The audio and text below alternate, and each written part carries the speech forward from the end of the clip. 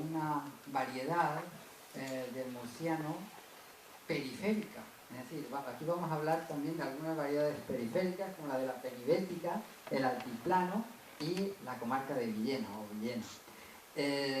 A pesar de ser variedades de la periferia del murciano, creo que el habla de Villena, como todas las demás, es muy representativa de las características dialectales del murciano.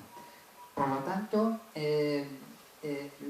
esas características del habla de Villena son aplicables a la mayor parte del dialecto, aunque sí que es cierto que hay pequeñas diferencias, pequeños matices, tanto fonéticos como léxicos, como morfológicos, pero dentro de lo que cabe hay bastante uniformidad, y sí que voy a intentar dar una visión general de esas características, hablando pues del léxico, de la pronunciación, la fonética, de la morfología principalmente, y un poco pues el origen de esas características lingüísticas. Hay que empezar evidentemente hablando de lo que se ha publicado, y para ello hay que hablar pues de una tesis doctoral muy importante que hizo el villenense Máximo Torreblanca Espinosa, nada menos que en el año 1971, que leyó en la Universidad Central de Madrid, actual Universidad Complutense. Estuvo dirigida por Antonio Quili, estuvieron en el tribunal de la tesis los mejores especialistas en dialectología española, y se publicó 5 años después, en 1976. Es un libro de referencia para tratar el habla de Villena, aunque sí que es cierto que algunos aspectos, algunas características del habla están muy brevemente tratados, y yo ya lo he ampliado en mis publicaciones sobre el tema y lo voy a exponer aquí. Y luego, pues ya más recientemente, pues puedo citar pues, 3 publicaciones mías sobre el tema del habla de Villena, sobre esta variante del murciano. Un libro que ya ha citado el presentador, y 2 artículos, un capítulo de un libro y un artículo en una revista de filología, en Archivo de Filología Aragonesa. Bueno, la portada del libro es esta, se publicó hace 7 años. Bueno, hay que empezar hablando naturalmente, para hablar del murciano, de la historia de la Reconquista. Es decir, el murciano tiene, para comprenderlo, hay que mirar a la Reconquista, al siglo XIII y a la repoblación. Naturalmente, pertenece a la lengua castellana, debido a esa repoblación que hubo, primero catalana, pero luego castellana. Perteneció a Castilla desde 1369 hasta 1836, en que pasó a pertenecer a la provincia de Alicante, tras la división provincial de Javier de Burgos. Y ese vocabulario, esas características básicamente castellanas, están muy influenciadas por el catalán y por el aragonés, sobre todo en el léxico y en la morfología, sobre todo pues, a partir de la repoblación de Jaime I el Conquistador, a partir de la rebelión de los mudéjares murcianos, Jaime I sofocó esa rebelión en 1265-66.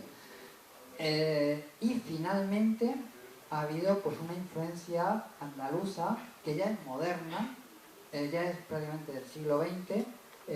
Digamos, las características andaluzas, sobre todo en la pronunciación, se han ido extendiendo a lo largo del siglo XX hacia el norte, y están llegando también, o han llegado al sur de Castilla-La Mancha. Por lo tanto, este sería el origen de esas características lingüísticas del habla de Villena, y también del murciano, por supuesto. Como decía en la crónica de Ramón Muntaner, cronista catalán del siglo XIV, en un párrafo ya muy conocido en la filología, esto explica muy bien esas características. Decía: com la dita ciutat de Múrcia expressa poblada tota de catalans, i així mateix Oriola, Elx, Alacant, Guardamar, Cartagena i els altres llocs. Sitiats certs que tots aquells qui en la dita ciutat de Múrcia en los devants dits llocs són vers catalans e parlen de veig catalanesc del món. Es decir, como en dicha ciudad de Murcia hubo tomado, la pobló toda de catalanes, y así también Orihuela, Elche, Alicante, Guardamar, Cartagena y otros lugares. Y es cierto que todos aquellos que en la dicha ciudad de Murcia y en los antes citados lugares son verdaderos catalanes y hablan el más bello catalán del mundo, ¿no? Esto ocurría en el siglo XIV y luego tuvo lugar la castellanización de Murcia, pero esas palabras catalanas habladas por repobladores catalanes se han conservado, sobre todo en la huerta de Murcia, en el panocho, en el habla murciana. Bueno, que hemos visto una muestra en lo que acaba de leer el frasquito, ¿verdad? Bueno, pues ahí está el origen de esa peculiaridad léxica del murciano. Es decir, son sobre todo palabras catalanas, pero también aragonesas, y eso no hay que olvidarlo, aunque muchas no se sabe si son de una lengua o de otra, puesto que son muy parecidas y son comunes a las dos variedades, ¿no? Entonces, bueno, eso se puede, en fin, es lo que marca esas peculiaridades, ¿no? El origen del léxico de Viena y del murciano en general, pues es, como he dicho, básicamente castellano. Hay algunos arcaísmos castellanos, pocos, algunos mozarabismos, pocos, bastantes aragonesismos y sobre todo muchos catalanismos. Por poner algunos ejemplos, pues, en fin, roín, ruina, agrear, rumear, remor, qué sonido, qué ruido, rétulo, escuro, estilla, virtud, lagaña, amenorar, defunto, dibujar, desemulo, documento, encalar, esternudar, inclinar, feliz instrumento, instituto. He recogido unos pocos. Bueno, tengo que decir que estos a lo mejor se consideran, son dialectalismos, se pueden considerar vulgarismos, pero sí que tengo que decir que estas palabras han seguido la evolución fonética propia del castellano. Y me explico. El castellano tiene unas leyes fonéticas que han hecho variar las palabras procedentes del latín, pero que luego, por influencia culta, sobre todo pues ya a partir del siglo XVIII, se han vuelto otra vez a las palabras latinas. Entonces, por ejemplo, instrumento, instituto, por decir las últimas, diría que, como se dicen en el castellano considerado entre comillas correcto, todo el castellano es correcto, todas las hablas son correctas, aquí no se puede hablar de corrección o de incorrección, sino de variedades. La palabra instrumento o la palabra instituto son ajenas a la lengua castellana. El grupo NS seguido de consonante no existe en castellano. Eso es latín. Al hablar así estamos hablando en latín, excepto en la terminación. En latín sería instrumentum, institutum. Pero bueno, se castellaniza la terminación y ya está.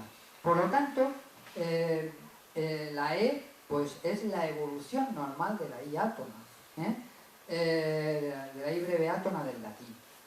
Por lo tanto, estas serían las palabras realmente auténticas del castellano y no las que se consideran correctas, que son palabras latinas.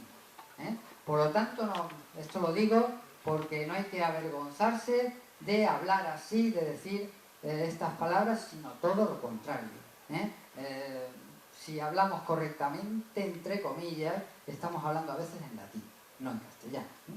Bueno, ya dicho este comentario, hay léxico de posible origen mozárabe, algunas palabras, coleja en vez de colleja, moleja en vez de colleja, olejo en vez de collejo, caramullero en vez de caramujo, redomello, puncha, barchilla, clochina, arracho o fardacho, cerros, que significa de cerro, pancha, Pinchellos es un topónimo de allí de la zona de Villena. Y ya pues el léxico de origen aragonés es más importante, como podemos ver, pues no sé, en fin, ya luego, zapo, vendema, en vez de vendimia, ansa y panza, que son palabras típicamente aragonesas, amagar en vez de esconder, dica, disca, es muy curioso, asca, eso no existe en catalán ni en valenciano, esa palabra, y entonces existe, pues, es aragonesa, nublo, rascuño, con el sonido K, escrito C, cocote exactamente igual, gallato en vez de callado, acacharse, pescatero, flama. Pescatero y flama pueden ser tanto catalanismos como aragonesismos, calimiento, ardaz, también puede ser aragonés, mañaco, charrar. Charrar es, como dice nuevamente, en el Alto Aragón, hablar. Yo charro afable. Yo hablo el habla de Aragón y de aragonés. Bueno, sigo más rápido. Algunas palabras más, chucho, misino, rolde, mascarón, etcétera, merguizo, melsa, etcétera, enrobinarse. Y luego la mayor parte del léxico propio del murciano y del habla de Villena es de origen valenciano, catalán. Como, en fin, como aquí pues hay numerosas palabras que he recogido, y bueno, pues algunas, no sé, por ejemplo, sorell en valenciano, solaje, noviaje, padrinaje, que en valenciano son solache, noviache, padrinache, ese sonido que existía antiguamente en castellano, se ha adaptado, evolucionando a jota, borde, buche, rendijón, etcétera, maracatón, melocotón, pescatero puede ser aragonés o valenciano, enviscar, enzaparse, enfarinar, farineta también puede ser tanto de origen valenciano como aragonés. El más léxico de origen valenciano, algunas cosas muy claras, peuque, de valenciano, peu es piel, yadre, igual que en valenciano, yu o yus, merluza, igual que en valenciano, llanda, etcétera, elor, remor, afostes, está claro, boria, en vez de boria, que es la lluvia, o la niebla, o el calabozo, etcétera, ¿no? Closar, estafar, flama, puede ser también aragonés o catalán, etcétera. Amboya, reset, bueno, he recogido pues, una lista bastante larga, la paso por falta de tiempo, no me da el tiempo a albercoque exactamente igual, a coca, zamorra, en fin, meliguera de melic, el melic es el ombligo valenciano, bosar, etcétera, bueno, camal, pernera, camal viene de cama, la cama en valenciano es la pierna, ¿no? De cama, camal, etcétera. Mincho, angusarse, etcétera, entastre, meloso, melos, pegalos, apegalos en valenciano, festear, festellar, yayo, yaya, etcétera. Cero, usar, bueno. También, aparte del léxico, hay que hablar del cambio de género de algunas palabras, que en valenciano son femeninas y en castellano son masculinas. Por ejemplo, las que terminan en or, sobre todo. Bueno, he recogido la pus, la reuma, pero las que terminan en or es muy llamativo porque en catalán, en valenciano, son todas femeninas, mientras que en castellano son masculinas. La calor, la color, la olor, la sudor, la elor, la gror, la ergor, etc. Y aparte de otras palabras, etc. Otras veces cambia el género y el sufijo, como las palabras que he puesto ahí, solanero, destroza, etc. Hay un femenino aumentativo, cacharro y cacharra, chisme, chisma, molondrón, molondra, como se puede ver en la diapositiva. Pero, y luego a este léxico, pues hay que añadir de origen, como se ha visto, catalán y aragonés principalmente, hay que añadir la influencia andaluza en la fonética, en la pronunciación. Por ejemplo, pues la desaparición de las consonantes de las consonantes sonoras entre vocales, de las oclusivas sonoras entre vocales, de los participios, por ejemplo, o de la D final, la conservación, bueno, la desaparición de la F inicial, falda, alda, faldón, aldón, la aspiración de la S delante de U, confusión LR, que es común a todos los dialectos meridionales del castellano, alternancia entre consonantes. El grupo PR es muy difícil de pronunciar, se pronuncia como P, es muy difícil decir programa, se dice programa, problema, progreso. Luego la N se cambia de lugar. El yeísmo se ha generalizado prácticamente, empezando por las ciudades grandes y acabando por los pueblos más pequeños. Neutralización de L y R, la conjunción de L y R, asimilación de la R a la consonante siguiente. Y para ir, bueno, la aspiración de la J, de la J inicial o intervocálica, de la Z y de la S, sobre todo, en posición implosiva, en posición final de sílaba o de palabra. Esto es importante y es un fenómeno que afecta a todo el castellano meridional, andaluz, canario, extremeño, murciano, pero el murciano tiene unas características peculiares. ¿Por qué? Porque además de aspirarse la S final, mesa, lo que se hace es que llega luego en una fase posterior a desaparecer, desaparece esa aspiración, y entonces ¿qué pasa? Que no se puede distinguir el plural del singular. Si digo mesa, si desaparece la aspiración, queda exactamente igual. ¿Qué se ha hecho? ¿Qué han hecho los hablantes del murciano, y no solo del murciano, sino del andaluz oriental, de Almería, de parte de Granada? Pues para distinguir el plural, principalmente, lo que han hecho ha sido abrir y alargar la vocal anterior. Entonces se dice, no sé, en vez de, o sea, en singular mesa, plural, mesa, pero al desaparecer la aspiración, se abre más la A. Mesa. Coche. Coche. Eso es una E abierta, que no existe en castellano. Libro, libro. Una O abierta. La E y la O abierta son como las que existen en valenciano, por ejemplo, en catalán, en italiano, en portugués. Es decir, y aparte de eso, como ya he dicho, también desaparece la S y se asimila delante de otras consonantes, alargando las consonantes.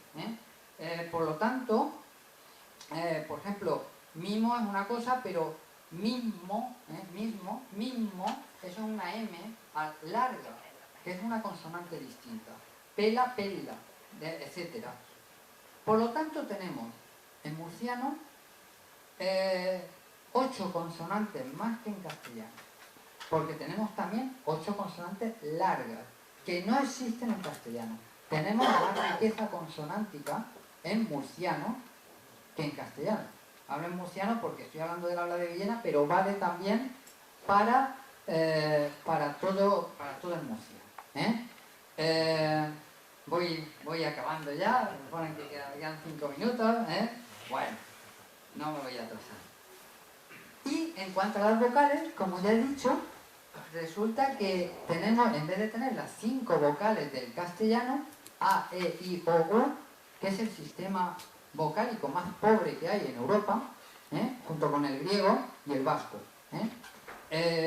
Bueno, pues en catalán, en portugués, en gallego, mejor dicho en italiano, hay 7 vocales porque tienen la E y la O abiertas, pero en murciano tenemos 5 vocales más. Tenemos en total 10 vocales, porque tenemos las 5 cerradas del castellano y las 5 vocales abiertas y largas, consecuencia de la desaparición de la S final y de la aspiración consiguiente, ¿no?